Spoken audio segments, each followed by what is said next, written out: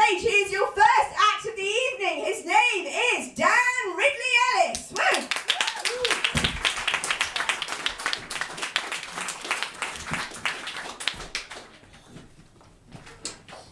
A great philosopher once wrote, "Trees are like human beings.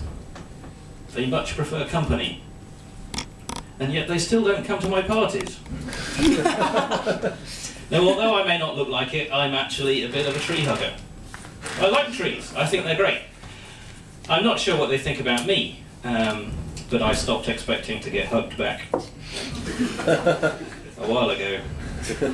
So we stay together for the good of the children.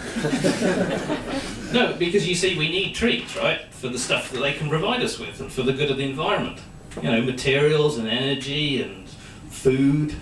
And that's just as true now as it's been throughout history. I mean, after all, none of us would be here right now if our ancestors had not been able to get wood when they needed it.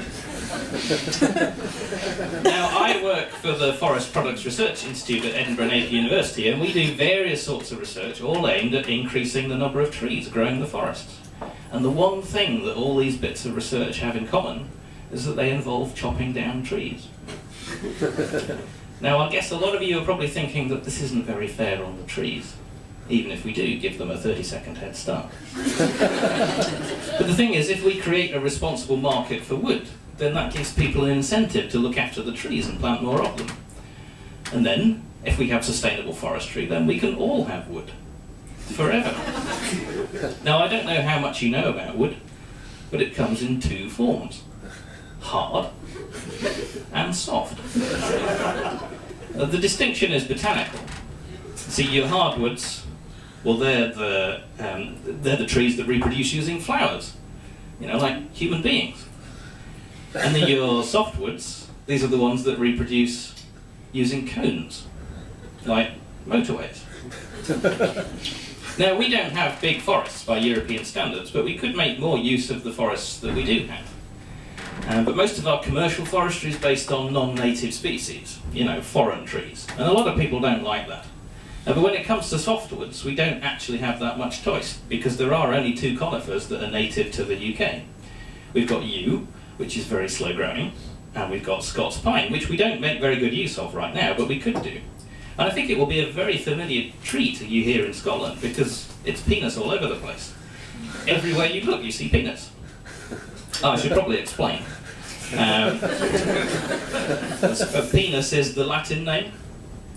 It means pine. Actually, it's the same word, but pine comes to us via the French pin, meaning bloody spiky. Because they are. I mean, this is not an ideal tree for hugging. I mean, you have to be really, really careful, and at the very least, you have to put some clothes on. And the other part, sylvestris, Pinus sylvestris, the other part, that means of the forest, just to distinguish it from all the other kinds of pine tree that there are. Actually, I lied a bit back there. There is one other conifer. There's the common juniper, which comes in two subspecies. You've got the prostrate and the erect. But even the erect form is too small to be of any interest to me, and so I'm ignoring it. So just back to pine, pinus there, and you've got to be very careful, because don't confuse pinus with the Latin root for words like pen and pencil and penicillin, which is the Latin word for a small tail, penis. So you have penis and penis. Be very clear of the difference. One has an I in it at the front end, and that's the one that I'm talking about. So that reminds me of an idea I have for a joke.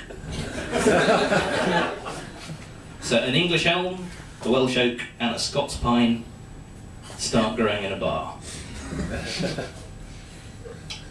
Now at this point you're probably wondering where I'm going to go with my tree-based nationalism, because I don't appear to be Scottish, and yet here we are in Dundee. Well, the thing is, I don't know where this is going either. They're trees. We have to wait 30 or 40 years for the punchline. You see, that's the thing about trees, they take a while to grow. In some fields of forest research, you can be retired by the time anyone finds out that you made a mistake. And if they find out sooner, well, forests are excellent places to hide a body. So how does a forester working a long time ago know what kind of wood we're interested in the year 2012? Well, he doesn't, but this is where my research comes in. You see, when I wake up in the morning, the first thing I think about is wood, and how good wood is going to waste. Because no one knows it's there.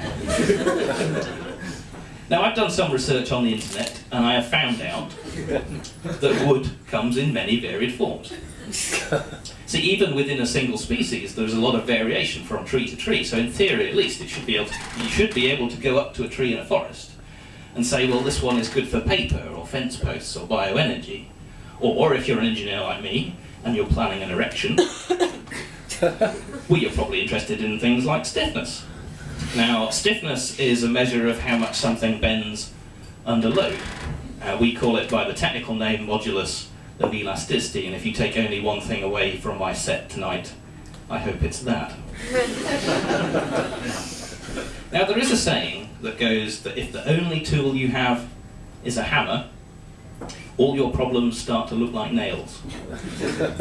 Now, that's not actually quite true, because there are a lot of things that you can hit with hammers that aren't nails.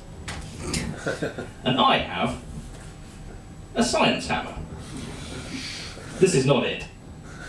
This is my teaching hammer. I don't use it for hitting students. Now, that would be stupid. Turns out it actually makes them forget things. But it is identical to my science hammer. The difference is that I don't have to sign this one out of the lab. Now, I'll explain it, right? Stiffness, well, that's something that we can measure non-destructively. And that allows us to sort timber, and indeed trees, into grades, good and bad.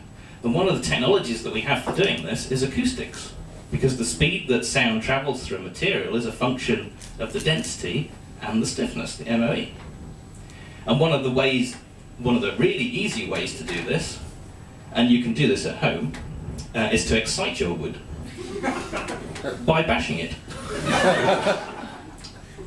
and listening to the sound it makes as it resonates. And that is actually what I do. No, really, that is my research. In fact, I have an experiment going right now where I have wood in an oven. And it's been in there for a while.